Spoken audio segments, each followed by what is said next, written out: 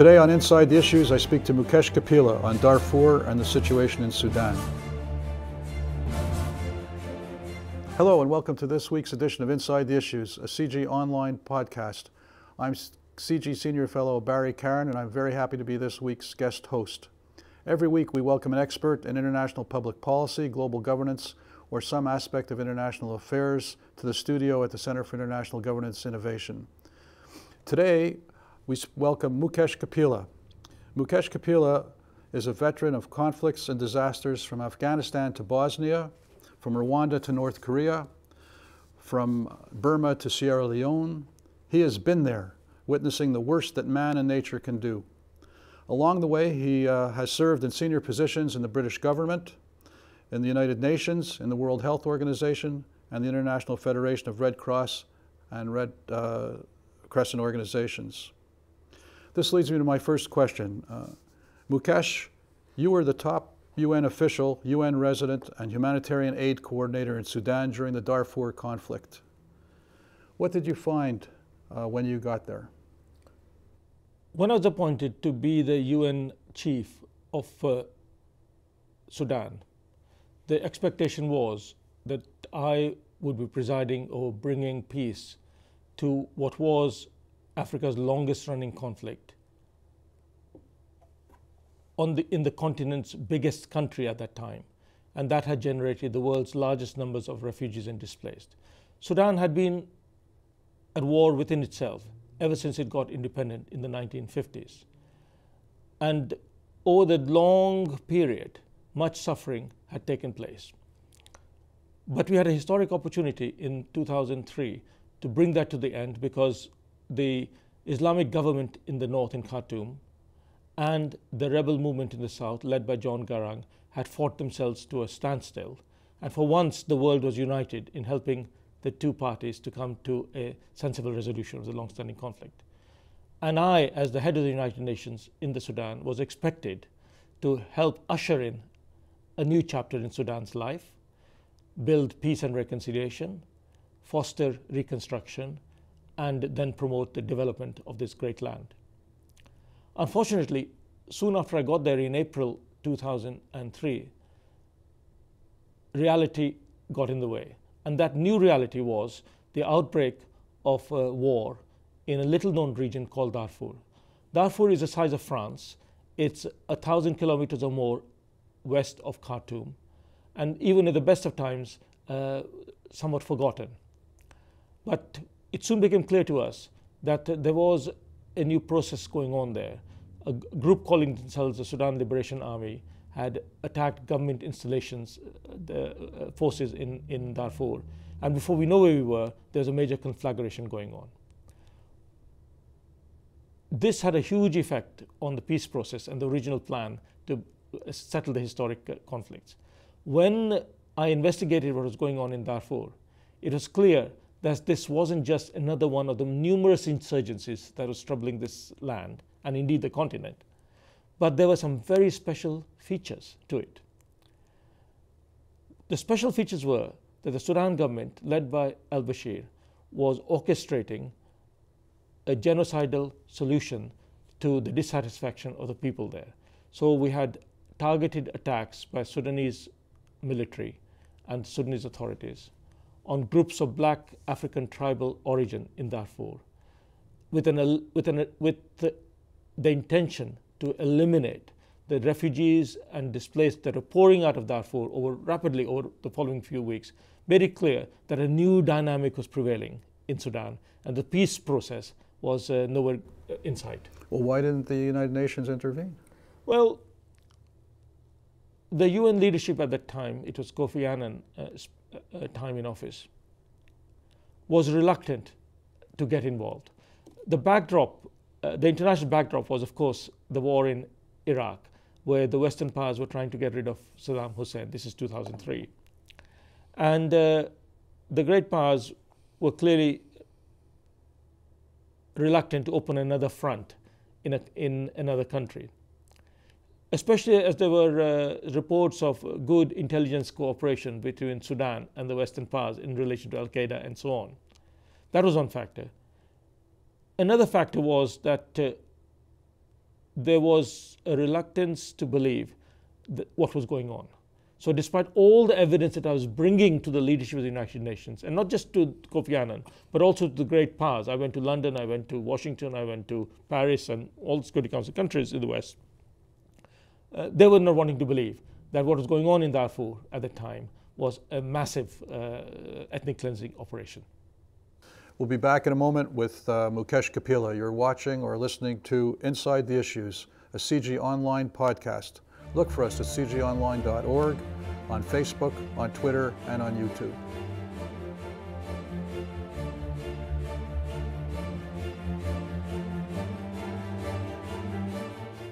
Welcome back, Mukesh. Mukesh, what are the reasons why we fail to prevent these things? That's the key question. Now, I've had the misfortune to witness the last genocide of the 20th century in Rwanda and Srebrenica, as a saying. And as the head of the UN, I found myself dealing with the first genocide of the 21st century. And as I went around the world, trying to draw the attention of the most powerful countries to what was going on, in addition to, of course, talking to Sudanese authorities themselves, the government I was accredited to, as to why, when we knew so much about what was going on in Darfur. Remember that this was the first mass atrocity of the global media age. In other words, I had access to satellite images, I had access to smartphone technology, we had emails, and we had social media like Facebook and such, and so on and so on. Unlike previous genocides, for example in Rwanda, which took place in the darkness, or in the Holocaust in the Second World War, where we learned a lot, but only after the event. In Darfur, the first genocide of the media age, we have the distinction of having recorded everything as it was happening. So the alibi which existed in previous mass atrocity incidents, that is, oh, we didn't know what was going on, could no longer apply. The second alibi, which was often applied in other circumstances, that the senior-most people in the world, the leaders of our international community, were not personally made aware of what was going on, was also no longer was not true in the case of Darfur, because being a senior government official from the British government and being well connected professionally to all the leading governments of the world and so on and so forth, as I traveled to world capitals and told them my story about what I was witnessing in Darfur, I was speaking to the highest ministers in those particular countries. Well, Mukesh, if they didn't have those alibis of not knowing, why wasn't there some action? Number of reasons. The first and principal reason was cynicism. And this was told to me by a European country foreign minister. You know, what do you expect? This is Sudan, where people have been fighting each other for a very, very long period of time. These natives, they've been murdering and slaughtering each other. You know, they'll come to their senses one day. You know, forget about it. You know, we've got other things to do. First reason. The second reason it was given to me was futility in another European nation, this time as a development minister. And she said to me, oh, well, it's all over, isn't it? And this is what I call the futility of helplessness. The genocide is over. The ethnic cleansing is finished. What's the point of intervening now? Let's move on. Third excuse was denial in another country. Surely the situation is not as bad as you say, Mukesh. You know, you are exaggerating to gain attention. We know you. You're a kind of histrionic character, and you want money for the UN, and that's why you're making up all these stories. Denial. It's not as bad. The fourth excuse was ambiguity, and this was in one of the Middle Eastern countries. Well, is this genocide? Is this this? Is this that group fighting that group? And I'm not sure this is that or the other. Just fudging and graying the issue. The fifth excuse one got, and this was within the United Nations system, prevarication. You got to be patient, Mukesh. It takes time to study these problems. This country has been in an internal war for decades. And we will set up a committee, a commission. We will send a special representative. We'll investigate. We'll ask academics, and reports will be written be patient, prevaricate. The sixth excuse was risk aversion. Well, you know, this Bashir guy, he has a reputation for being pretty nasty. If we kind of make him even crazier by condemning him, he might accelerate his mass murder, and we might make the matters worse. Or, by the way, if we intervene as a UN, our staff will be at risk. So risk aversion. The seventh excuse I was given was distraction. You know, it's true, and you know this, Barry, from your own high positions occupied in the Canadian government and my own role in high position British government, that we might call this the inertia of busyness. The busier you get as a policymaker, and the more senior you get, the more difficult the problems are that percolate up to your table, because you know, if they weren't difficult, they'd be solved at a lower level. So when you are at the high tables of policy, you're dealing with the world's nastiest problems. And of course, you're the same person, you're the same Barry. And the way you deal with this is by shuffling your problems. You set up a committee there, you send the representative there, you talk to someone there, and you shuffle the problems around on your table. And this is the way you give the illusion of handling them. And this is what I call the inertia of busyness. The seventh excuse I got was, the eighth excuse I got was buck passing. Well, I'm not sure this is our problem. You know, let the Africans sort it out. African solutions for African problems. Or I think the Arab League should be involved. Or by the way, the British have some knowledge historically about Khartoum. Maybe let's turn to the Brits to do this. Buck passing, evasion of responsibility. The ninth excuse I got was what I call purity seeking. Well, what happens is that when a conflict like this starts, there are good guys and there are bad guys, usually.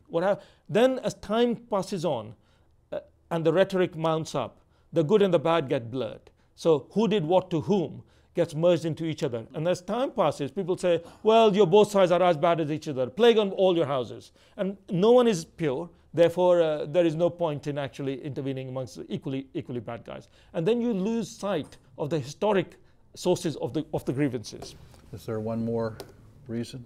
There are a couple of more reasons. One is the deference to authority and specificity aversion. Activists get on the scene. They say they condemn human rights violations, abuses, and so on.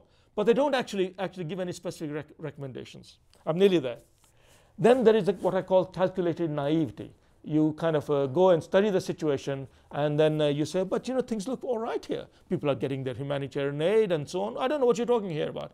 And finally, and the most important of all reasons, Barry, is what I call the empathy deficit. As long as policymakers and public and opinion makers don't feel the pain themselves of the worst afflicted populations, it just becomes an intellectual game of international politics or real politics, or the great game as it used to be called in the old days. And hence it becomes an academic distraction, and the tragedies go on and on. So these 12 reasons in various combinations is why the world neglected the unfolding genocide in Darfur. We'll be back in a moment with Mukesh Kapila. You're watching or listening to Inside the Issues, a CIGI Online podcast. Look for us at cigionline.org, on Facebook, on Twitter, and on YouTube.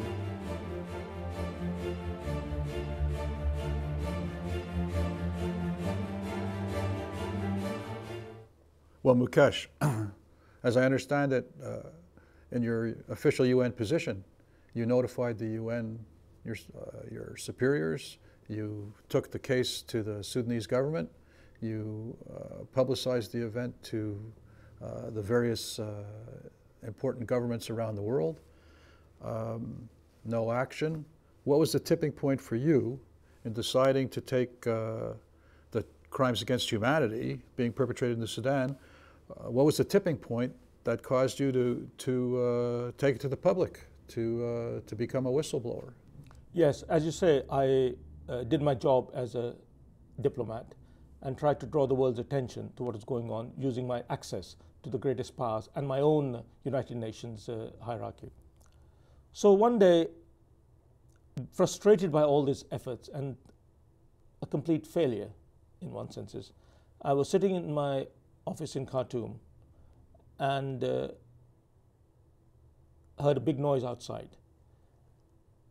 And after some time, my assistant ushered in a young woman called Ayesha in the book I've written. And she came into the office and then told me her personal story of what had happened to her. She came from a place in North Darfur. She was a teacher in her late 20s. And she described in heart-piercing detail her own personal story of how she had been raped in front of her husband, her father, her children, her neighborhood, along with another 100 or so women in this place called Capila.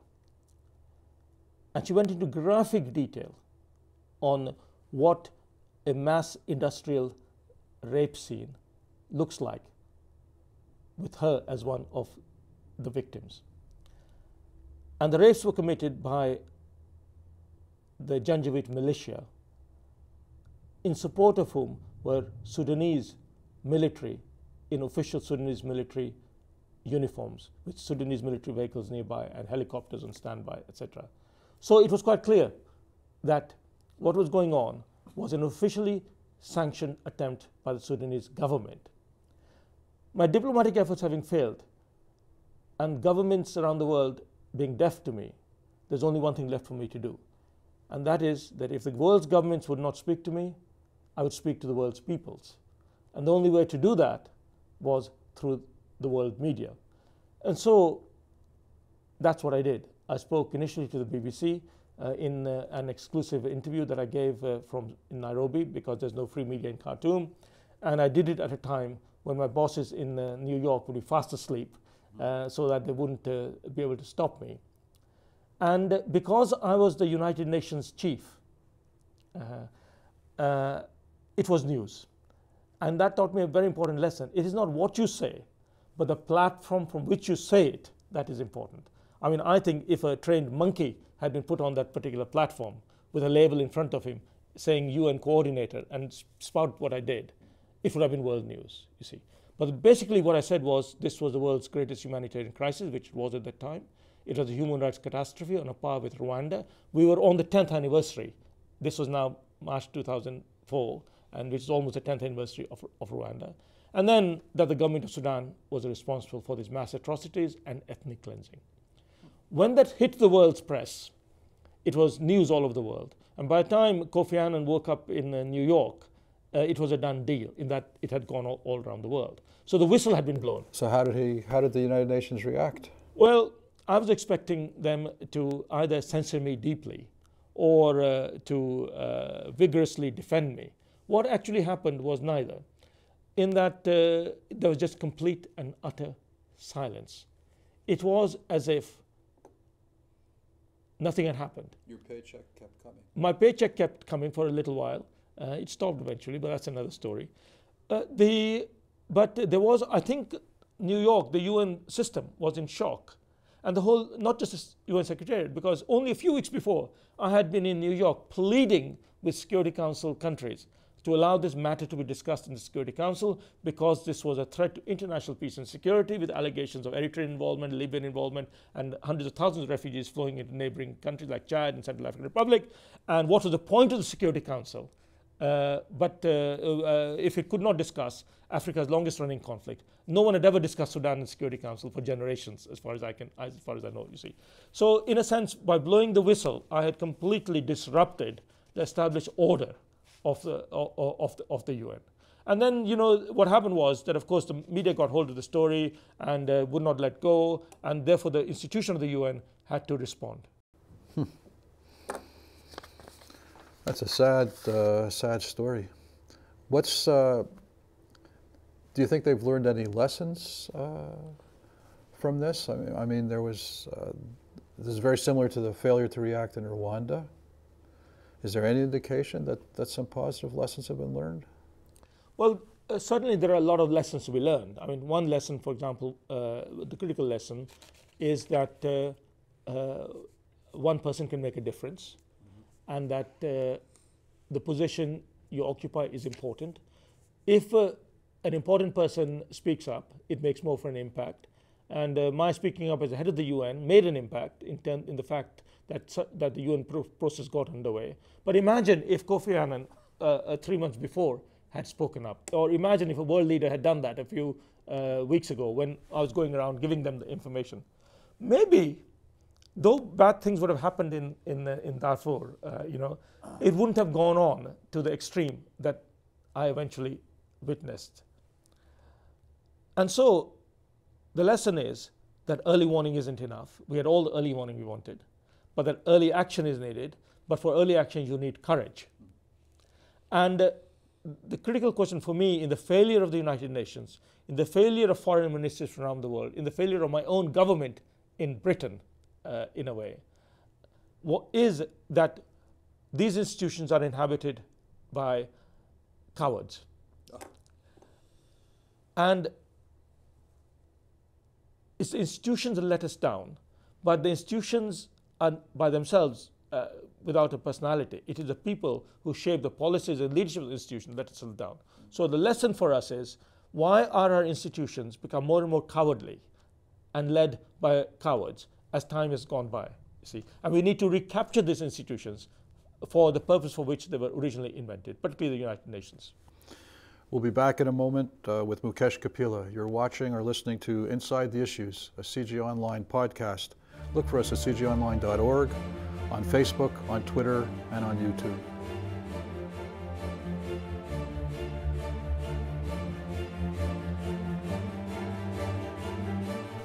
Mukesh, the cowardice, those are very strong words.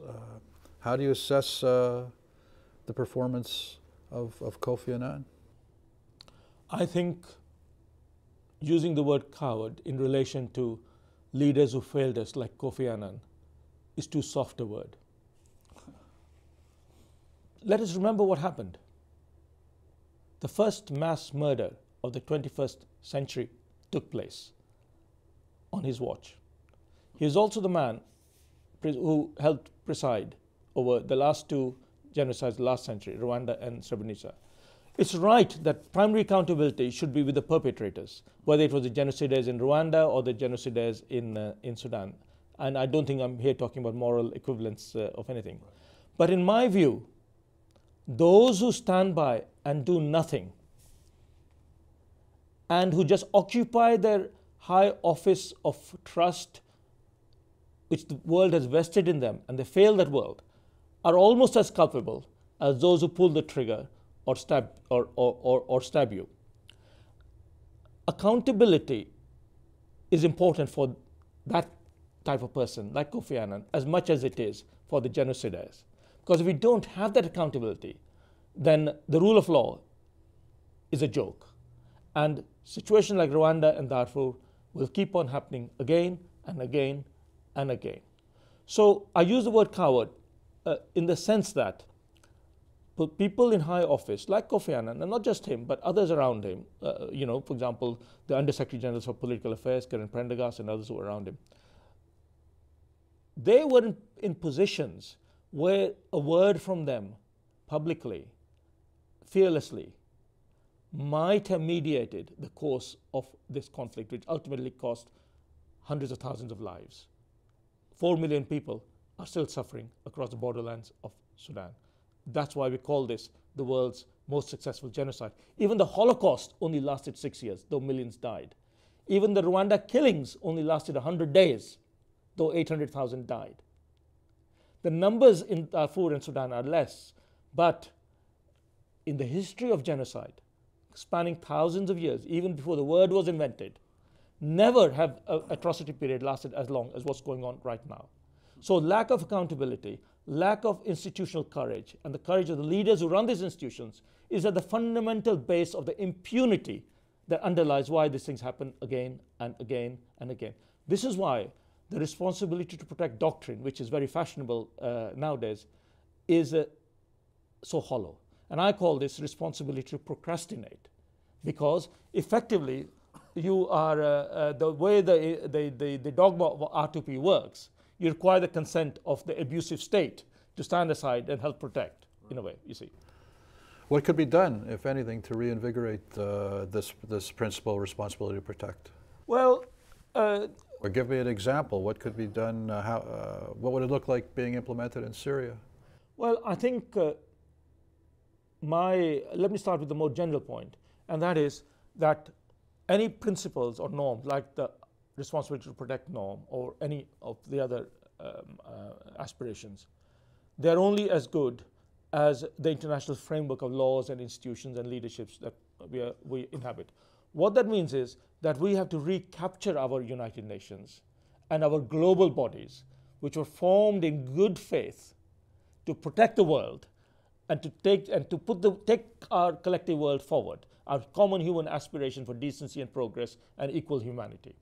So in a way, it's premature to talk about R2P. What we have to do is actually rediscover that international framework and reinvent our international institutions and ensure that we are well served by leaders of courage. If we do that, then the norms like R2P and others on development and other areas have a much better chance of actually having meaning and substance. To do this, and this is my final point on this, is that we need to fill the democratic gap between our global institutions and the global public. Remember the UN Charter, it starts off by those noble words, "We the peoples." And never have these global institutions, the higher you go up the global institutions, the further you are away from the people. And the reason there's growth of cynicism around the world, including here in Canada, about multilateralism, about the UN and elsewhere, is sadly because these institutions have detached themselves from the public, and public feels that they're not for them. We have to plug that gap, and if we do that, we might rediscover a new morality, a new ethics, a new cooperation, which is genuinely of universal merit and value to protect our peoples around the world. Mukesh, you've written a book. The title of your book is Against a Tide of Evil. What similarities and differences do you see between your experience and response of the United Nations compared to Romeo Dallaire, the former United Nations force commander in Rwanda, who wrote the book Shake Hands with the Devil? My book, Against the Tide of Evil, might be seen as a sequel to Romeo Dallaire's book. The tragedy is that if you read his book and you read my book, you will see so many similarities, except that we are separated by 10 years, and therefore, in a sense, it is a chronicle of failure to progress these norms. And that is the kind of the negative side of it. The positive side is that whereas in Dallaire's time, what happened was dark deeds happened in darkness, and he struggled, and very bravely, almost single-handedly. In my time, 10 years later, chronicled in this book, Against the Tide of Evil, is that because it was happening in a globalized era, even in a remote, faraway place such as Darfur, we knew instantly. So I'm optimistic.